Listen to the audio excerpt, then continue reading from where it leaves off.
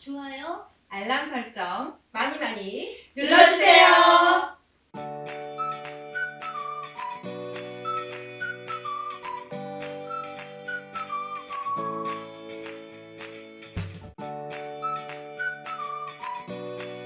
안녕하세요. 화생방 정지혜입니다. 화장품 비평가 최지연입니다. 오늘도 이렇게 알아두면 쓸 때가 굉장히 많은 화장품 지식, 이 화장품을 생각하는 방송 화생방이 문을 열었는데요. 지연님, 오늘은 이 화장품 속에 모공을 막는 성분이 있다, 이런 주제를 가지고 오셨는데 어떤 내용인가요?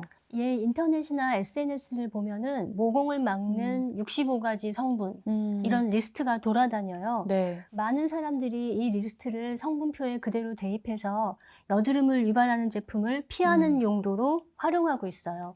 과연 이러한 활용법이 올바른지, 그리고 진짜로 이 성분들이 모공을 막는지 그 얘기를 해보려고 합니다.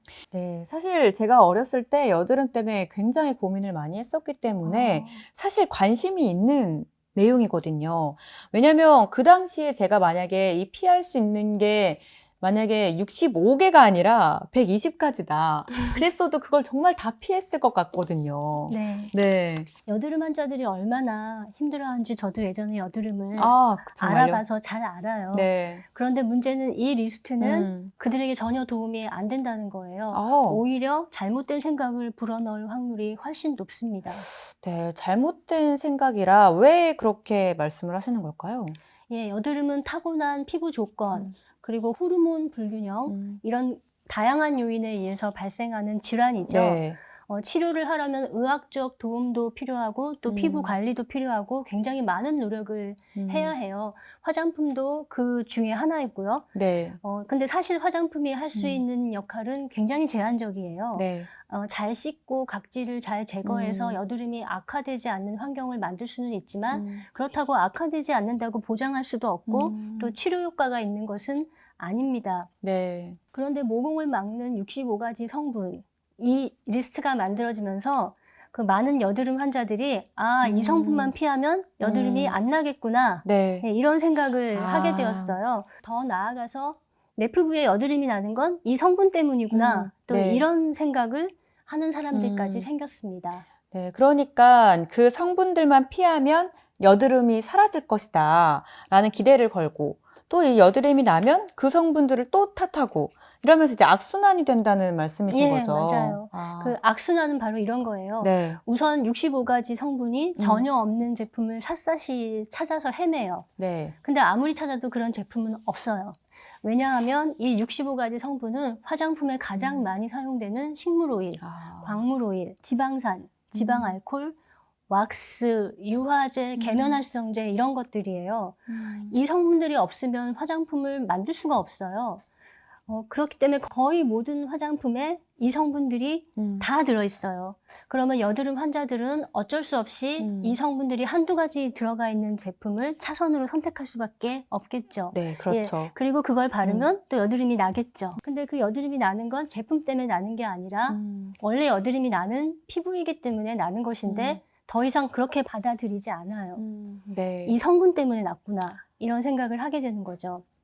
결국 화장품을 원망하고 피부의 모든 문제를 화장품 탓으로 돌리면서 동시에 65가지 성분이 없는 제품을 계속 찾아 헤매는 악순환이 반복되는 것이죠.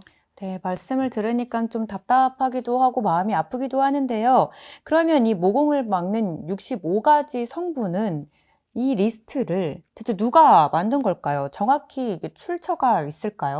저도 출처가 뭔지 궁금해서 그걸 네. 샅샅이 뒤져봤는데 네. 출처를 찾을 수가 없었어요. 정말요? 예. 네. 그러니까 누가 만들었는지 무슨 근거로 만들었는지 아무도 몰라요. 그냥 제목하고 그 리스트 65가지 성분만 있는 거예요. 네. 예, 아마도 제가 추측하건대 누군가가 코메도제닉 점수표를 보고서 점수가 제일 높은 성분들을 추려서 이 리스트를 만든 것 같아요.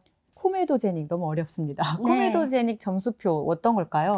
코메도제닉 점수표는 1979년에 미국의 아주 유명한 피부과 의사가 만든 점수표입니다. 네. 예, 그는 화장품 성분에 관심이 많았고 네. 이 성분들 중에 무엇이 모공을 막는지 알아내겠다는 생각을 하게 됐어요. 그래서 네. 여러 가지 성분을 피부에 두껍게 발라가지고 모공을 막는 정도에 따라서 0에서 5점까지 점수를 매겼습니다. 네. 이때부터 코메도제닉 점수라는 것이 그 개념이 만들어졌고 4.5점의 높은 점수를 받은 성분들은 여드름을 유발하는 성분으로 알려지게 되었어요. 아, 네. 그런데 이 테스트를 제가 말씀드릴게요. 굉장히 네. 황당해요. 아, 그래요? 예, 네. 여러 가지 화장품 성분을 피시험자의 얼굴에 100% 농도로 두껍게 발라요. 네. 그 상태로 2주 동안 한 번도 씻지 않게 합니다. 예. 네. 그리고는 모공을 얼마나 막았는지 그 오. 모공 상태에 따라서 점수를 매기는 거예요. 네네. 그 결과는 어떻게 될까요? 당연히 유성 성분들, 기름기 많은 성분들이 점수가 높게 나타나겠죠.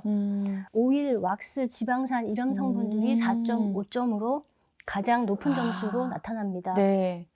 이후에 동물 시험 버전이 또 만들어졌어요. 네. 이것도 계속 황당해요. 이제 궁금하네요. 네. 토끼 귓구멍에다가 토끼 네. 귓구멍은 그 모공이 막히기로 유명한 부위예요. 아, 그래요? 네. 네. 이 귓구멍에다가 시험 물질을 100% 농도로 매일 1회, 주 5회를 바릅니다. 그리고 그렇게 씻지 않은 상태로 3주 동안 계속 바릅니다. 그 다음에 네. 모공의 상태에 따라서 점수를 또 매기는데요. 당연히 이것도 오일과 왁스, 유화제 이런 것들이 4.5점으로 높게 나오죠. 이렇게 말도 안 되는 황당한 실험인데 사람들은 점수로 단순하게 정보를 제시하니까 굉장히 열광을 했어요. 점수가 높은 성분만 피하면 여드름을 치료하겠구나 이런 생각을 갖게 된 거죠. 지금까지도 이 점수표를 근거로 여드름이 발라서는 안 되는 성분을 꼽는 그런 전문가들이 많이 있습니다. 네. 과학을 잘 모르는 저도 황당하다 이런 생각이 드는데 굳이 이렇게 실험을 하지 않아도 오일 성분을 과도하게 바르면 모공이 막히는 거는 사실 상식이지 않을까. 네. 네, 여드름 피부에 그런 성분이 좋지 않다. 이런 것도 상식이잖아요. 네, 지혜 씨 말이 맞아요. 바로 네. 그거예요. 네. 여드름 피부에 필요한 건 최대한 묽은 제품을 바르는 것. 그거면 충분합니다. 설사 성분표에 오일 성분이 적혀 있다 해도 제품이 묽다면 아무 문제가 없어요. 묽다는 건 오일 성분이 적게 들어있다는 것이고 적게 들어있으면 모공을 막지 않아요. 여드름용 화장품도 그렇고 모든 화장품은 무엇이 들어있냐가 아니라 얼마나 들어있냐가 더 중요한 문제예요. 네. 코코넛 오일을 100%로 얼굴에 바르면 당연히 모공이 막히겠죠. 그렇죠. 하지만 코코넛 오일이 단 1%만 들어있는 제품을 바르는 것은 모공을 막는 것과는 아무런 상관이 없습니다. 네, 그렇다면 지연님, 이 모공을 막는 65가지 성분, 또 코메도제닉 점수표, 이런 정보들은 우리가 어떻게 받아들이면 좋을까요? 이 바람직한 방법을 좀 제시해 주면 좋을 것 같아요. 예, 저는 리스트, 점수표 이런 걸로 제시되는 정보는 일단 경계하는 게 좋다고 생각해요. 이런 정보들은 단순하게 대입만 하면 정답을 찾을 수 있을 것 같은 그런 착각을 주기 때문에 굉장히 매력적이죠. 그렇게 매력적이지만 사실은 오해를 낳고 사실을 왜곡하는 정보가 됩니다. 네. 화장품은 화학산업이잖아요. 그리고 화학물질은 매우 다양한 쓰임새가 있습니다. 굉장히 복잡한 평가 과정을 거쳐서 각 산업에 쓰이고 있어요.